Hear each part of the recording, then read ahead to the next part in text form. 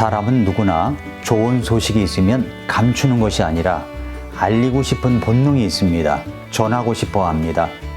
길 가다가 연예인을 봐도 사진을 찍고 SNS에 올리고 친구에게 전화해서 누구 봤다고 이야기하지 않습니까?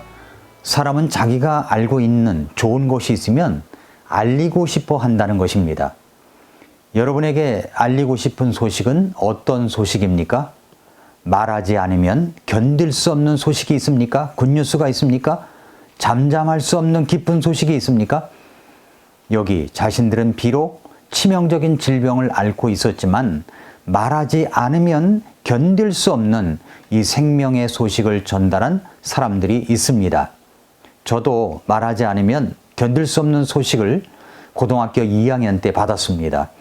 그래서 통학버스 안 맨 뒤쪽에 앉아있는 친구에게 다가가서 말하지 아니하면 견딜 수 없는 뉴스를 전했습니다. 고등학교 2학년 때 학급에서 제가 반장을 했었는데 그때 아침에 조기학습이라는 시간이 있었습니다. 그때 제 옆자리를 비워놓고서 1번부터 65번까지 다 불러가지고 제 옆자리에 앉힌 다음에 제가 말하지 않으면 견딜 수 없는 굿뉴스를 전했습니다. 여러분에게도 그 말하지 않으면 견딜 수 없는 굿뉴스가 있습니까? 구약성경 북왕국 이스라엘의 아방 시대에도 그런 일이 있었습니다. 이스라엘은 솔로몬 이후부터 나라가 남북으로 나누게 되어가지고 북왕국은 이스라엘이 되고 남왕국은 유다가 되었는데 하나님을 믿는 이 신앙의 정통성은 남왕국 유다에 의해서 계속 되었지만 정치적으로는 북왕국이 훨씬 더 강력한 국가였습니다. 거기에 아합이라는 인물이 왕위에 오르게 되었는데 이 사람은 신앙이 별로 없는 인물로서 이스라엘의 임금이 된 사람이었습니다. 또 그의 아내가 된 이세벨은 멀리 페니키아 지방에서 바알신을 섬기던 여인이었습니다. 하나님을 믿고 있는 이스라엘에 자기 종교인 이방신을 심어주기 위해서 사명을 갖고 시집온 여자였습니다. 이 두 사람으로 말미암아서 북왕국 이스라엘은 하나님을 아는 신앙이 점점 잊혀져 가게 됩니다. 그리고 우상 숭배를 하게 됩니다. 하나님을 떠났습니다.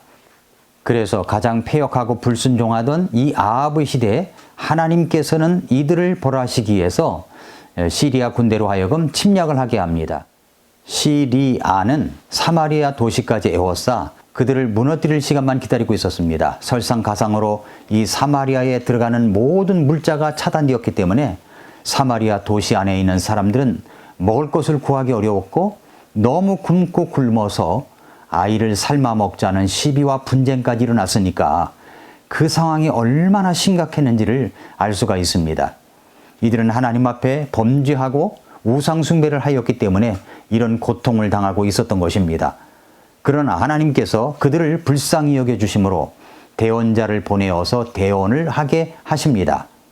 다음 날이 밝으면 곡식값이 다시 떨어지고 사람들은 풍족하게 될 것이다. 이렇게 이제 대언을 했습니다. 그러나 아무도 그것을 믿는 사람이 없었습니다. 아무리 상황과 현실이 상상할 수 없을 정도로 어렵고 힘들지만 하나님께서는 회복하게 해주신다면 하나님께서 회복하게 해주신다면 해주신다는 사실을 믿지 않았습니다. 이 사실을 믿고 받아들이기 어렵지만 하나님께서 해주신다는 사실을 다른 사람에게 알리며 기다려야 하는데도 이스라엘 백성들은 이 사실을 믿지 않았습니다. 오히려 코웃음을 쳤습니다. 이때 성 밖에 사는 나병 환자 4사람이 있었습니다. 나병은 그 당시에 율법에 의해서도 하나님의 저주를 받은 질병으로 분류가 되었고 전염성이 매우 강한 질병이었습니다. 그래서 나병 환자들은 이스라엘 백성들이 거하는 곳에 같이 거할 수가 없었습니다. 성전에 갈 수 없음은 물론이거니와 이스라엘 백성들과 엄격히 격리가 요구되었습니다. 그래서 이 4명의 나병 환자가 사마리아 도시 밖에 거하게 되었고 전선이 서로 대치된 그 중간지대에 있었던 것 같습니다.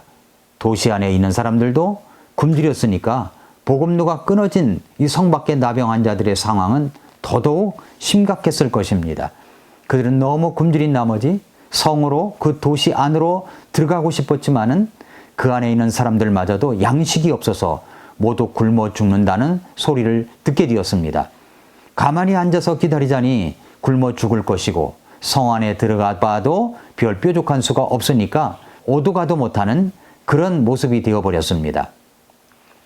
그래서 그들은 이제 함께 의논을 하다가 우리가 차라리 그럴 바에야 손 들고 시리아 군대에게 가서 항복을 하자. 죽이면 어차피 이래도 죽고 저래도 죽는 것이니까 혹시 산다면 먹을 것을 주지 않겠느냐? 그러면서 시리아 군대로 걸어 내려가게 되었습니다.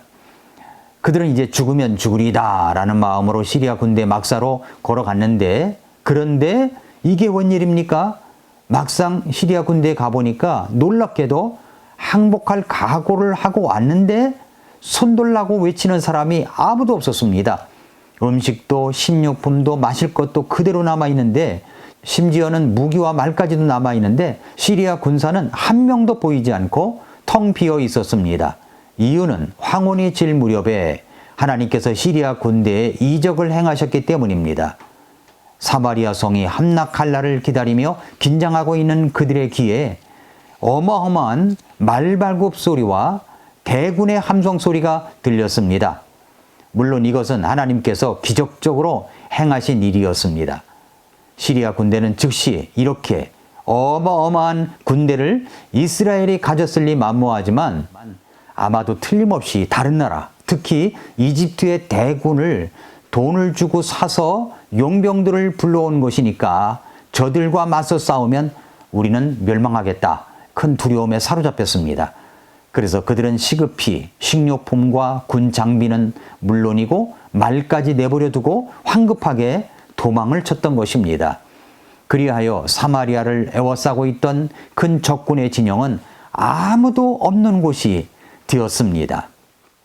4명의 나병 환자는 허겁지겁 너무 배가 고팠으니까 자신의 배를 채우고 금은 보화를 마음껏 챙겼습니다. 허기진 비를 채우고 지천으로 깔린 보물들을 챙겼습니다. 그렇게 반복하다 보니까 이렇게 기쁜 일이 일어난 줄도 모르고 전쟁의 두려움과 굶주림에 떨고 있는 자기 민족, 동포들이, 성 안에 있는 사람들이 생각났습니다. 만약에 밝은 아침까지 우리가 이 소식을, 굿뉴스를 전하지 않고 기다린다면 벌이 우리에게 미칠지니 이제 떠나서 왕궁에 가서 고하자 해서 이 엄청난 소식 앞에서 더 이상 잠자코 있을 수 없었습니다. 이 아름다운 소식, 굿뉴스를 전할 사명감에 불타서 그들은 더 이상 잠잠할 수 없었습니다. 이 나병 환자들이 전하고 싶었던 소식은 무엇이었을까요? 이제는 적군은 물러갔다는 소식일 것이고, 그리고 우리가 먹을 것이 지천에 깔려서 배부르게 뛰었다는 소식일 것입니다. 이 4명의 나병 환자가 신속히 전해주고 싶었던 기쁨의 소식은 굶주린 자였던 자신들이 배부르게 되었다는 소식이었습니다. 시리아 군영 안에 남아있는 많은 식료품과 음식들은 자기 4사람을 배부르게 하기에 충분할 뿐만 아니라 이 사마리아 성에서 두려움에 떨고 있는 모든 이스라엘 백성들을 기아 상태에서 구하기에 충분한 양식이었습니다. 그래서 그들은 자신들이 이 굶주림 속에서 배부르게 되었다는 그 사실을 동포들에게 전했던 것입니다. 우리는 굶주렸던 4명의 문둥 환장, 우리는 굶주렸던 4명의 나병 환자 속에서 우리 자신의 모습을 발견하게 됩니다. 우리는 사실 나병 환자와 다를 바가 없는 그런 사람들이었습니다. 그런데 우리는 주님 앞에 나아가 십자가의 은혜로 구원을 받고 주님의 생명의 양식을 먹게 되었습니다. 하나님의 은혜로 배부르게 되었습니다. 사실 우리는 이 땅에 있는 양식으로 채워질 수 없는 우리 영혼의 깊은 공공함과 굶주림이 있는데, 그것은 마치 시리아 군대를 향하여 두 손을 높이 들고 항복하며 걸어가던 나병 환자와 같은 절대절명의 모습이 아니었습니까? 누군가가 나에게 복음을 전해 주었고 그 복음을 사용하시는 성령님의 은혜로운 역사로 말미암아 누구도 쉽게 돌려놓을 수 없는 우리의 마음이 하나님께로 향하게 되었습니다. 성령께서 그 죄를 우리의 마음에 깨닫게 해주셨고, 비로소 우리는 너무나 오랜 세월 동안 하나님을 떠나고 내 마음대로 살았던 부패한 죄인이라는 사실을 깊이 자각하게 되었습니다. 그때 주님께서는 복음의 밝은 빛을 비추어 주시사 죄로 말미암아 상하고 나병한 자와 같이 망가진 우리 자신을 보여주셨습니다. 우리의 믿음을 사용하셔서 하나님 앞에 죄를 회개하고 그리스도 예수님의 공로를 의지하게 만들어서 성령님의 은혜로 우리의 죄를 용서해 주셨습니다. 그 이후로 우리는 하나님 말씀의 그 충만한 양식을 먹으면서 그 말씀으로 말미암아 우리 영혼의 만족을 누리는 것이 무엇인지를 알게 되지 않았습니까? 그때 우리는 어린아이와 같아서 하나님의 말씀에 대한 갈망을 가지고 있었으며 그 말씀 속에서 영혼의 참된 만족을 얻었습니다. 이런 배부름의 기쁜 소식을 마치 4명의 하찮은 나병 환자들이 성 안에 알리고 싶은 감동과 감격을 똑같이 갖고 있는 것입니다. 우리도 똑같이 갖고 있는 것입니다. 우리에게 이 마음이 있습니까? 처음 회심할 때 가졌던 그 착한 마음을 기억하십니까? 내 부모님, 내 형제자매, 내 가족들이 주께로 돌아올 수 있다면, 내 이웃, 내 동포가 예수님의 사랑을 알 수 있다면 나는 어떻게 살아가야 하고 이 생명마저도 거두어 가셔도 좋습니다 라고 하지 않았습니까? 그 첫 마음을 다시 회복하여 우리는 우리의 가족들과 이웃들과 친구들에게 복음의 기쁜 소식을 전하고 인도해야 합니다. 여기 나병 환자 4명은 이렇게 말합니다. 열왕기하 7장 9절에 보니까 그때 그들이 서로 이르되 우리가 잘 행하지 아니하는도다. 이날은 좋은 소식이 있는 날이거늘 우리가 잠잠하고 있도다. 만일 우리가 동틀 때까지 기다리면 어떤 화가 우리에게 임하리니 그런즉 이제 오라 우리가 가서 왕의 집안에게 고하자라고 했습니다. 내가 전하지 않기 때문에 이렇게 아직까지도 굶주리고 있는 가족들이 있다면 그런 사람이 정말 가족을 사랑하는 사람이 맞을까요? 제임스 파커가 언급했듯이 우리는 우리끼리의 즐거움을 찾다가 천박해버린 기독교가 된 것은 아닙니까? 이제는 진지한 슬픔 대신 값싼 기쁨들이 교회에서 환영을 받고 심각한 복음과 진리 대신 경쾌하고 가볍고 즐거운 놀이들이 사람의 마음을 끄는 그런 교회들이 되어가고 있습니다. 지금도 조용히 눈을 감고 이 도시 한복판에서 들려오는 신음소리를 들어보십시오. 사람들의 혼은 울부짖고 있습니다. 사람들의 혼은 이 세상에 있는 것 말고 우리의 기가를 면할 수 있는 그 무엇을 달라고 외치고 있습니다. 아니 가까이 있는 내 가족들을 생각해 보십시오. 그런 분들과 그냥 그렇게 살던 대로 즐겁게 살라고 내버려 두어야 한단 말입니까? 복음에 대해서는 입을 닫은 채 말입니다. 우리가 구원의 기쁜 소식이 있는데도 불구하고 침묵하는 이유는 어쩌면 구원받은 기쁨을 모르기 때문이고 만약에 구원을 받았다면 일상의 삶에만 찌들려 있기 때문인지도 모릅니다. 그것은 부패된 모습입니다. 그것은 뭔가 잘못되어진 모습입니다. 우리가 살아있음에 대한 그 이유를 하나님의 소명과 사명에 부합시키지 않기 때문입니다.